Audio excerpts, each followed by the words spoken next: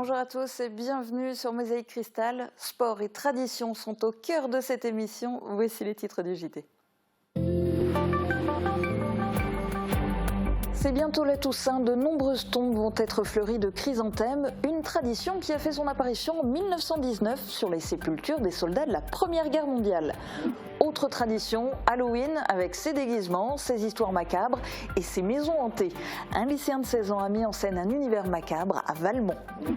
Le nouvel archiviste de Sarreguemines est luxembourgeois. À seulement 30 ans, Charel Baudet succède à Didier Emer avec de nombreux projets, notamment d'archivage numérique.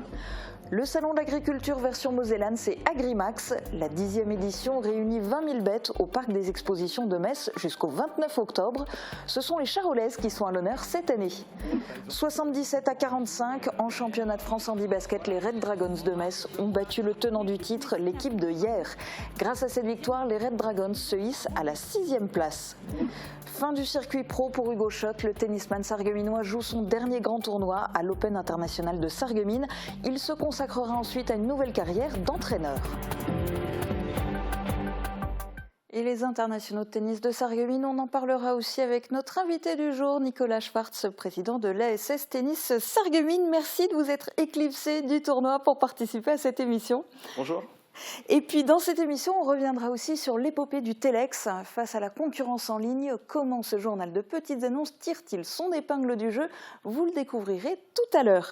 Place d'abord à l'actu, et en cette saison, ce sont les chrysanthèmes qui tiennent le haut du pavé. Et oui, plus que quelques jours avant la Toussaint, chaque année, les familles vont se recueillir sur les tombes et y déposent une gerbe de fleurs et le plus souvent des chrysanthèmes. Certains n'attendent pas la Toussaint pour les acheter, elles sont déjà présentes dans les cimetières. Mais d'où vient cette tradition? Christelle Reviaco a tenté de répondre à la question. Une fois encore, on a revu dans les cimetières cette floraison de chrysanthèmes qui est, dans notre pays, le témoignage annuel du culte des morts. C'était en 1953 et la tradition perdure toujours. Chaque année, des milliers de Français vont se recueillir sur les tombes et y déposent des fleurs, mais pas n'importe lesquelles, des chrysanthèmes. Pour la petite histoire, la tradition a fait son apparition en 1919 après la Première Guerre mondiale. Raymond Poincaré, alors président de la République à l'époque, a demandé aux Français d'aller fleurir toutes les tombes des soldats. Et cette tradition a perduré au fil des années. Mais le chrysanthème n'a pas été choisi au hasard. Si le climat est favorable, vous pouvez les garder quasiment 6 semaines. Jusque mi-décembre, vous pouvez avoir les chrysanthèmes encore en floraison sur les tombes. Sa résistance aux basses températures a été l'un des critères pour la choisir, mais pas seulement. Originaire d'Asie, c'est l'une des seules fleurs à fleurir à cette période de l'année. Ses couleurs flamboyantes apportent de la couleur sur les tombes le jour de la fête des morts. Et les personnes n'attendent pas le jour même pour les acheter, comme Antoinette qui est venue faire ses achats à l'avance avec sa sœur chez la fleuriste. Bon, je ne le mets pas tout de suite dessus. Je le laisse encore chez moi à la maison, mais si on vient à la dernière minute, on n'a plus le choix. C'est pour ça que je viens maintenant. Et elles partent vite. En une matinée, l'étalage est presque vide. Pour les retardataires, les fleuristes seront ouverts le jour de la Toussaint pour acheter les chrysanthèmes en bouquet ou en pot. Bonne journée. Oui, merci pareil. Au revoir, messieurs, dames. Autre tradition de saison, cette fois festive, Halloween. Et même si cette fête est moins populaire que d'autres, pour Nicolas Kessler, elle est le meilleur moyen de laisser libre cours à son imagination. À seulement 16 ans, le lycéen, aussi comédien, met en scène un univers macabre et terrifiant dans le jardin de ses parents à Valmont, près de Saint-Avold. Les visiteurs sont même invités à venir le 31 octobre de 18h à 21h pour découvrir la famille Lemort sous forme d'animation et de mini-spectacles. Aperçus en images dans ce reportage de Pauline Lermite. Bonjour, bienvenue à la Terror House.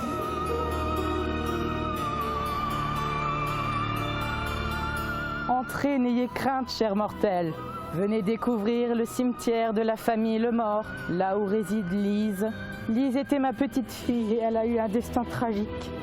Qui osera pousser les portes de la Terror House? Pour Halloween, Nicolas, ou plutôt Charles, et ses compères vous feront frissonner de plaisir. Il y aura le bûcheron, le boucher, les infirmières, il y aura des énigmes, les enfants devront mettre leurs mains dans des seaux, ils ne savent pas trop ce que c'est.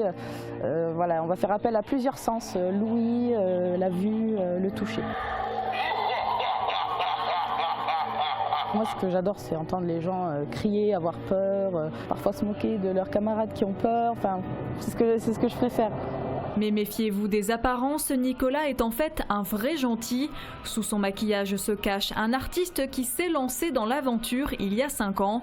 Chaque année, le jeune de 16 ans redécore le jardin de ses parents. Par exemple, pour la table du boucher, j'ai pris 2 supports qui sont à la base de menuisier que le grand-père de mon père avait fabriqué il y a pas mal de temps. On a mis une palette par-dessus. Alors il y a des bouteilles, vous pouvez entendre, hein. Un sac poubelle, du scotch, puis le tour est joué. C'est pas si compliqué de faire des décos d'Halloween. La chaise électrique, donc en fait c'est tout simplement une chaise de salon qu'on avait dans notre véranda, dont on a décroché le tissu. Est-ce qu'elle est vraiment électrique celle-là? Je vous conseille pas de la brancher. Fait maison, acheté ou prêté, Nicolas dépense chaque année entre 200 et 300 euros pour faire vivre sa passion. Tous les matins, avant d'aller à l'école, pendant 10-15 minutes, je regarde si tout est bien accroché, s'il y a des intempéries, du vent. Et puis petit à petit, chaque jour, en fait, j'essaye d'apporter quelque chose au décor.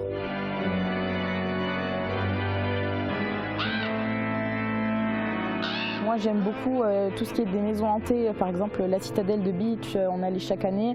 Ça m'a beaucoup inspiré, à Walligator aussi, les maisons hantées qui font Halloween, donc ça m'a pas mal inspiré. Pour les plus courageux, le jardin hanté de Nicolas sera à découvrir ce dimanche de 18h à 21h, avec comme récompense à la fin de la visite macabre et terrifiante, des bonbons bien évidemment.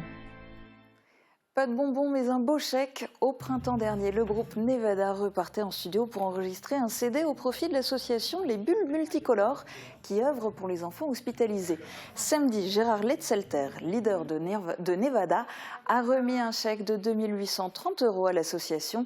Cet argent servira entre autres à aider une petite fille née à Sarreguemines avec un handicap lourd. Elle doit subir une opération qualifiée de confort, pour laquelle les parents doivent débourser 15 000 €. Les archives municipales de Sarreguemines ont un nouveau directeur, Charel Baudet. Il succède à Didier Emer, décédé en 2020. Après des études d'histoire, le luxembourgeois d'origine s'est tourné vers sa passion, les archives. Aujourd'hui, à 30 ans, il a déjà plusieurs projets pour l'avenir du site de Sarreguemines. Il nous a partagé ses premières impressions quant à ce nouveau poste. C'est à la fois, je suis absolument excité comme un petit gamin à Noël, étant donné que c'est vraiment un poste qui pour de nombreuses raisons, qui me plaît énormément. Et puis, je ne vais pas mentir qu'il y a également un peu de pression, étant donné que les attentes sont très élevées, et je ferai, comme tout le monde qui veut bien faire, voilà, je ferai de mon mieux pour être à la hauteur. J'ai vraiment la double casquette, historien, archiviste, ainsi que un parcours franco-allemand. Et je pense que c'est ça qui a un peu plu aux élus qui m'ont donné le privilège d'être ici. J'ai mes idées, certains projets qui sont en court terme, d'autres projets qui sont en plus long terme. Notamment, si on peut dire ça, en fait, comme il y a avec la politique nationale qui est en train de dématérialiser différentes procédures, là il y a tout l'aspect de l'archivage électronique qui se pose, donc en gros collecter les documents qui sont nativement numériques et puis les archiver. Donc il y a tout ça à mettre en place. Le cliché de l'archiviste tout seul dans son coin avec des documents poussiéreux, c'est un cliché. C'est le Salon de l'Agriculture version mosellane. La 10e édition du Salon Agrimax est lancée. Depuis hier matin, les animaux sont installés au parc des expositions de Metz.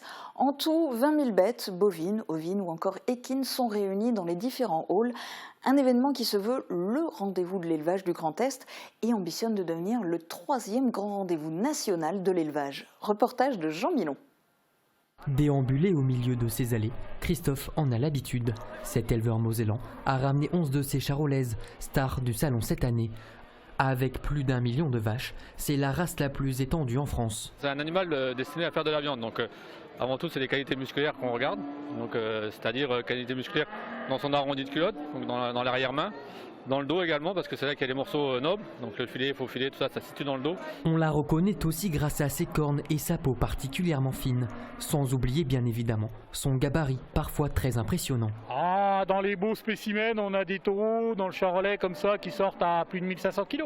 Là, on l'a amené pour le concours, c'est comme c'est un animal qu'on a acheté, c'est pour le présenter, faire voir un petit peu ce qu'on fait, et puis voir les animaux qu'on sort, et puis voilà quoi, se comparer un petit peu aux autres. Si la charolaise est sous les feux des projecteurs, la 10e édition du salon marque le retour des équins au milieu de la scène. Océane est venue pour la 2e fois avec son protégé, un cheval de 5 ans, qui débarque tout droit de Norvège. Alors la particularité du fjord, c'est qu'il a l'écrin blanc à chaque extrémité et l'écrin noir à l'intérieur. Et il a une ligne de dos qui le suit jusqu'à la queue. À l'intérieur, dans les box, ce sont les chevaux de trait ardennais qui attirent l'attention, et notamment celle des enfants. Je les trouve beaux. Pour l'instant, on a vu les lapins, les moutons, les chevaux et les vaches. Je suis déjà venue une fois quand ma fille était plus petite. Et puis bon, voilà, on est venu pour faire plaisir aux enfants. Dans le même temps, à quelques encablures, le premier concours du salon est lancé.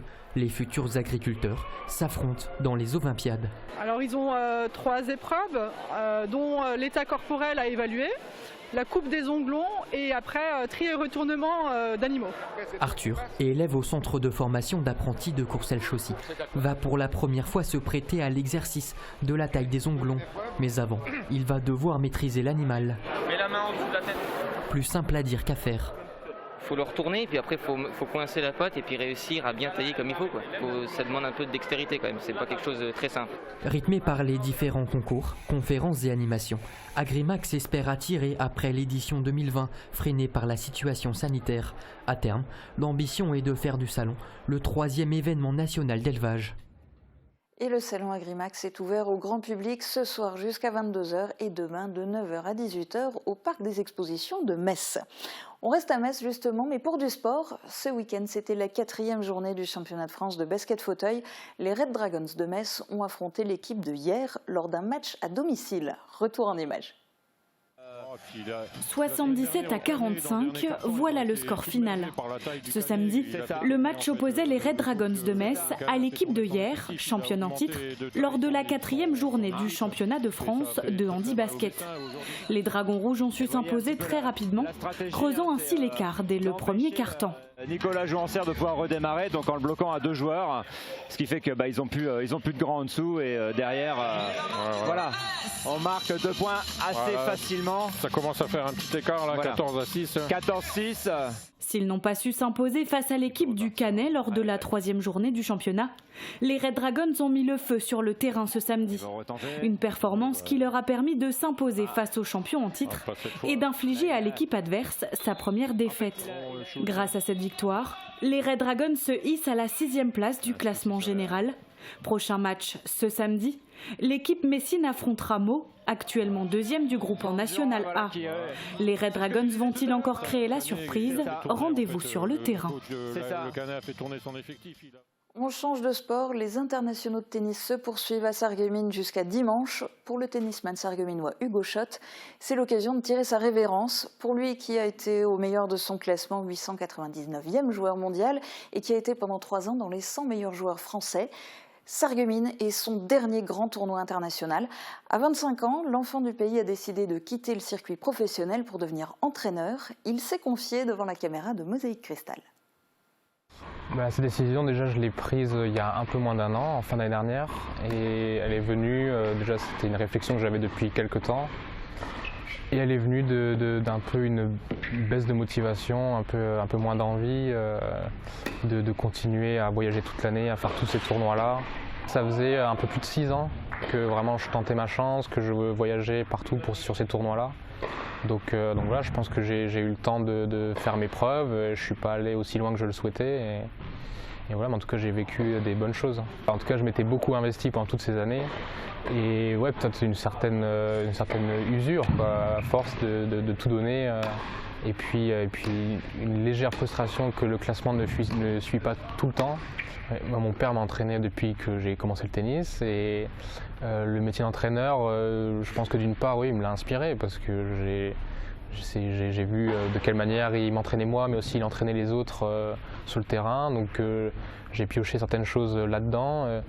Mais cette envie-là, elle est aussi personnelle, enfin même principalement personnelle quand même, parce que c'est aussi moi, ma carrière de joueur, comment j'ai envie un peu de la transférer en tant qu'entraîneur. Et ça faisait 4-5 ans que je m'entourais un petit peu de quelques autres entraîneurs, donc eux aussi m'ont inspiré, donc j'ai un peu envie de faire un mélange de tout ça et de voir où ça peut mener. J'ai démarré ma formation d'entraîneur début septembre. C'est une formation en alternance qui se déroule au Krebs de Reims, donc, où on est à l'école. Et le reste, je donne déjà des heures d'entraînement ici au club de Sarreguemines. Et mon avenir, en tout cas, pour l'instant, je le vois vraiment dans une vie de club parce que je suis attaché à ça. Dans le métier d'entraîneur, ce qui m'attire, c'est le côté sportif, mais aussi le côté événementiel, social, relationnel. Donc je suis attiré par ça, j'ai envie de voir du monde, surtout après ces années où on a été assez souvent seul dans les chambres d'hôtel et tout. Donc au début, je le vois là-dedans, dans la vie de club. Et après, je verrai en fonction des opportunités. Si je me dirige vers le haut niveau ou pas, je verrai en fonction. Le tennis et plus particulièrement les internationaux de Sarreguemines, on en parle tout de suite avec l'invité du jour.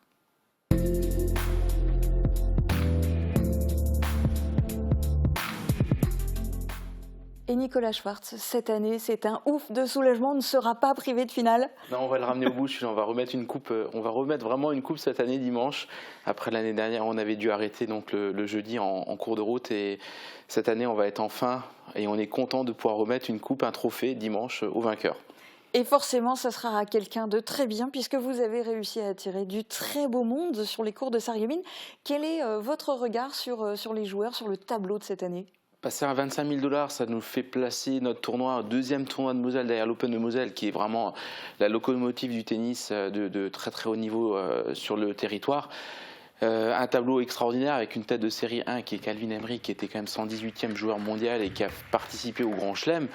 Harold Maillot, qui est le top joueur français des prochaines années, on espère. Et qu'on voit d'ailleurs sur les images en rouge. Oui, c'est un joueur extraordinaire. C'est un joueur qui respire le tennis, c'est le local du coin, il est de Marly, il s'entraîne toute l'année au CNE, donc on a la chance de l'avoir chez nous. Il avait le choix entre faire le Challenger de Brest ou venir chez nous à Sarreguemines, il a préféré rester un petit peu en famille la semaine et puis pouvoir venir jouer chez nous. Et puis le tenant du titre, Antoine Vellier, qui est suisse, qui joue régulièrement avec Roger Federer, et puis j'en oublie, mais c'est vrai qu'on a un plateau extraordinaire d'avoir des joueurs à la 300e place mondiale à Sarreguemines, c'est juste extraordinaire, oui. Et finalement, le Covid qui ne les aura pas tellement freinés, même les étrangers sont là ? Oui, on a beaucoup d'étrangers, on a beaucoup d'Allemands comme d'habitude, on a des Hollandais, on a même des Brésiliens qui sont venus, des Australiens qui sont venus, donc un plateau vraiment international, une grosse moitié de Français et puis une grosse moitié d'étrangers, grosso modo, ouais.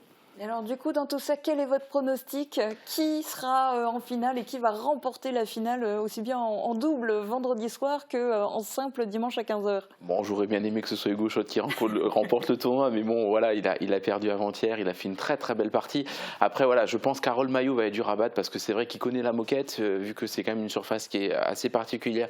Il n'y a que dans notre secteur qu'on voit ce genre de surface. Harold sera dur à battre. Calvin Emery m'a fait grosse impression aussi dans son premier tour, et puis il y a le temps du titre, Antoine Vellier qui aime bien jouer sur cette surface aussi, mais il y en a d'autres aussi, hein. Je pense au néerlandais Sels qui est la tête de série 2, ou encore Dan Hadad qui avait remporté le tournoi de Forbach. Voilà, il y a tous ces joueurs-là qui peuvent remporter les internationaux de Sarreguemines cette année. Ouais. Et puis on va le rappeler pour les téléspectateurs, l'entrée est gratuite, que ce soit pour regarder les matchs tous les jours et tous les soirs ou ce week-end. Il suffit simplement de présenter son pass sanitaire. Et ça marche, il y a beaucoup de monde tous les jours. Ouais, on est vraiment content, on est surpris. On fait des animations aussi avec les enfants. Hier, on avait le Kids Day. On organise des réunions avec le comité de Moselle de tennis, la Ligue Grand Est de tennis, donc des réunions de présidents de secteur, des commissions de ligue. Donc du coup, ça nous fait venir aussi du monde. Et tous les soirs, on a à peu près 200 personnes qui viennent. Donc effectivement, on contrôle le pass sanitaire. Et ensuite, c'est entrée gratuite. Et on est très très content d'avoir autant de monde qui viennent le soir. Ça fait du bien, ça fait vraiment plaisir. Alors ceci dit, l'ASS Tennis, ce ne sont pas que les internationaux à l'automne, c'est aussi la vie du club tout au long de l'année. Comment se porte votre club ? Le club se porte très très bien. Le club se porte très très bien.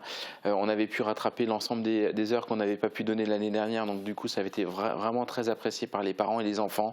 Donc on surfe un petit peu sur cette dynamique vu qu'on n'avait pas arrêté en juillet, en août, avec une très bonne reprise de l'école de tennis, avec un maintien des effectifs, voire une légère augmentation chez les enfants. Donc du coup, on se porte vraiment bien. Et puis on va essayer de surfer sur ce tournoi pour proposer encore d'autres activités pour les enfants. C'est vraiment l'objectif. C'est comme le disait Hugo dans votre reportage, il faut qu'on redevienne un vrai lieu de vie, un tissu social important et un club phare de la ville. Ouais. Alors justement, à propos d'Hugo, puisqu'on l'a vu tout à l'heure dans le reportage, il raccroche sa raquette, enfin pas complètement, puisqu'il devient entraîneur. C'est un plus de l'avoir comme entraîneur à l'ASS. Est-ce que vous allez réussir à le garder ? Parce qu'il n'avait pas l'air complètement sûr, hein ? On sait où on va avec lui. On sait que clairement c'est le joueur qui peut nous faire passer un palier, parce que c'est vrai que d'avoir un entraîneur de cette qualité-là sur Sarreguemines, ça peut être un vrai plus.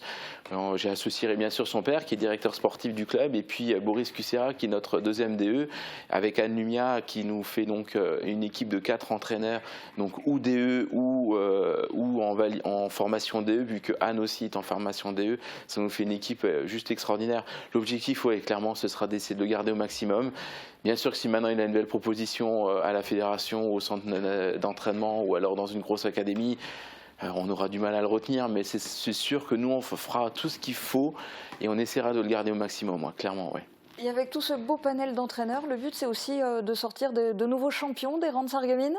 D'abord de prendre du plaisir, bien sûr, parce que c'est vrai que si on arrive à prendre du plaisir sur le terrain, donner du plaisir aux enfants, quand je voyais le sourire des enfants hier qui pouvaient jouer avec Harold, avec tous ces joueurs, c'est ça qui nous fait qu'on a envie de s'investir. Et si derrière on peut en sortir des champions, c'est mieux. Mais l'objectif d'abord, c'est prendre du plaisir sur le court, surtout après ce qu'on a vécu cette dernière année avec le Covid. C'est vrai que si on peut prendre vraiment du plaisir sur le terrain, c'est le plus important. Eh ben, on vous le souhaite, et puis à tous les futurs nouveaux joueurs aussi, bonne continuation. Merci beaucoup. Et puis bon tournoi, on va vous laisser y retourner d'ailleurs. Le temps pour nous de regarder les prévisions de Météo France pour demain. Retrouvez votre programme avec le Crédit Mutuel, partenaire des grands événements de votre région. Une banque qui appartient à ses clients, ça change tout. Bonjour tout le monde, vu le brouillard épais qu'il y a ce matin, j'aurais pu vous présenter la météo de n'importe où, le décor aurait à peu près été le même. Mais j'ai quand même essayé de vous trouver un joli décor automnal pour célébrer ces derniers jours du mois d'octobre. Et il faut l'avouer quand même, le brouillard n'enlève rien au charme de ce joli paysage. Et on pourra continuer d'en profiter demain ou du moins en début de matinée, puisque le reste de la journée s'annonce plus dégagé et bien ensoleillé. Les températures minimales iront de 8 à 10 degrés et les maximales remontent jusqu'à 16 à 18 degrés. Demain, nous fêtons les Narcisses et il fera jour de 8h14 à 18h15. Passez tous une excellente journée en notre compagnie et à demain. C'était votre programme avec le Crédit Mutuel, partenaire des grands événements de votre région. Une banque qui appartient à ses clients, ça change tout. Ordinateur, imprimante, réseau, IP Connexion vous dépanne où que vous soyez. IP Connexion, c'est aussi de la téléphonie IP, de la vidéosurveillance et de la domotique. Revivez l'histoire du siège de Beach dans un spectacle historique. À l'Espace Cassin les 5 et 6 novembre à 20h et le 7 novembre à 17h. Les 12 et 13 novembre à 20h et le 14 novembre à 17h. Tarif adulte 15 €. Réservation en ligne sur ville-beach.fr. Résistance à outrance. Un spectacle signé Charlie Dame. Pendant le mois Octobre Rose, les centres de santé AVS vous offrent 20% de remise sur toute la lingerie adaptée. Retrouvez aussi des pins, bracelets, sacs et t-shirts pour soutenir la lutte contre le cancer du sein. Pour plus d'informations, contactez vos conseillères au 03 87 95 61 00. AVS Santé, notre métier, vous accompagner. L'unité de formation d'apprentis Henri Nominé devient l'unité de formation d'apprentis Michel Roth. Le nouvel UFA Michel Roth, des formations professionnelles par apprentissage dans la restauration, le commerce, l'industrie et les métiers du bâtiment. Une formation, un job, un salaire. Culture des talents, dépassement de soi et excellence. C'est l'UFA Michel Roth.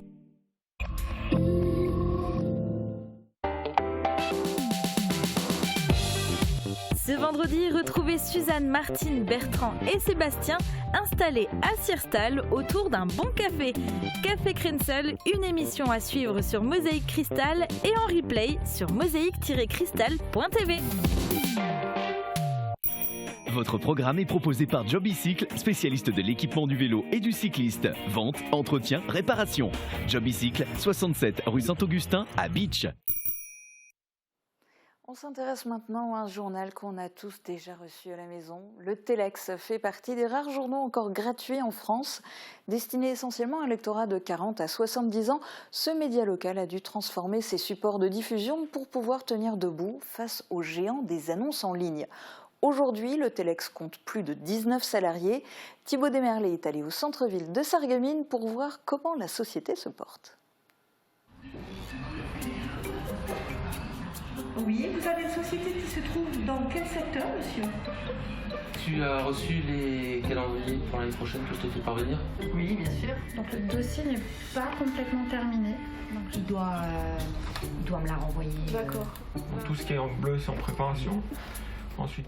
Alors le Telex se porte pas trop mal, donc ça fait 50 ans qu'il existe, il est toujours présent malgré les différentes crises qu'on a pu traverser. Il a survécu à la crise du Covid, c'est un des 5 derniers journaux gratuits en France alors que la France en comptait plus d'une centaine, donc on est toujours présent. C'est un logo et un style graphique que vous avez l'habitude de croiser dans vos boîtes aux lettres en Moselle et dans le Bas-Rhin. Le Telex a traversé les âges et il est toujours là. Créé par Claude Vervin en 1970, il avait pour but de faire communiquer les enseignes auprès des habitants. Dans les années 80, les petites annonces se sont rajoutées et sont devenues sa marque de fabrique. Arrivé en 2006, Le Bon Coin est un des sites les plus visités en France et a dépassé la barre des 35 millions d'annonces. Face à cette concurrence en ligne, le Telex résiste. Chez les petites annonces, c'est transposé sur du digital essentiellement. Et ce qui était notre cœur de métier aujourd'hui est en train de se transformer au vu de la perte effectivement, ou de la baisse tout du moins, du nombre de petites annonces. Petit bémol quant à ça, nos petites annonces sont très locales, donc fonctionnent encore très bien. C'est pour ça qu'aujourd'hui nous avons encore un volume d'annonces qui nous permet de remplir environ un quart de nos journaux.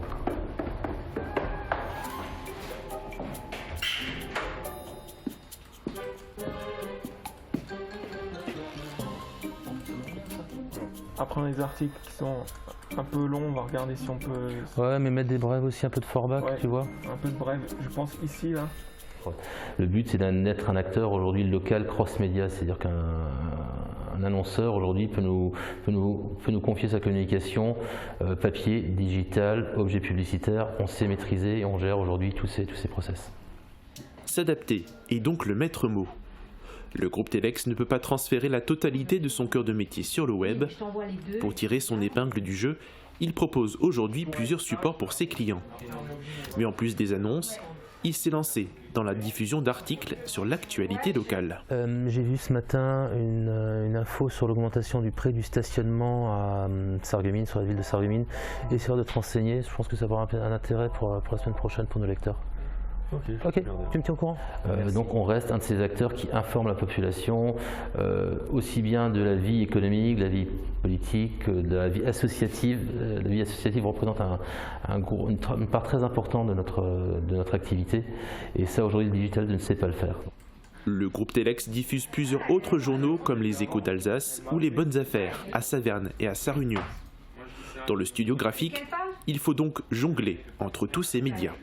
Le fait d'avoir mis les actualités en avant, plus le temps, la réflexion qu'on a pour faire des pubs qui ont du sens, ça amène un produit qui est de meilleure qualité que d'il y a quelques époques. Et qui dit produit de meilleure qualité dit aussi plus d'investissement, plus de temps, et forcément un peu plus difficile qu'à une certaine époque aussi, quoi. Le Telex doit aussi faire face à des difficultés d'approvisionnement et une hausse des prix du papier.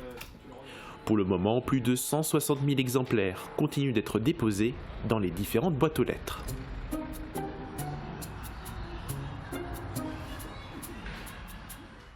Et c'est un reportage que vous pouvez revoir sur notre site internet www.mosaïque-cristal.tv ainsi que sur notre page Facebook. Vous êtes d'ailleurs de plus en plus nombreux à nous suivre sur Facebook. Merci pour votre fidélité. Je vous souhaite une très bonne journée et je vous dis à demain dès midi à la télé.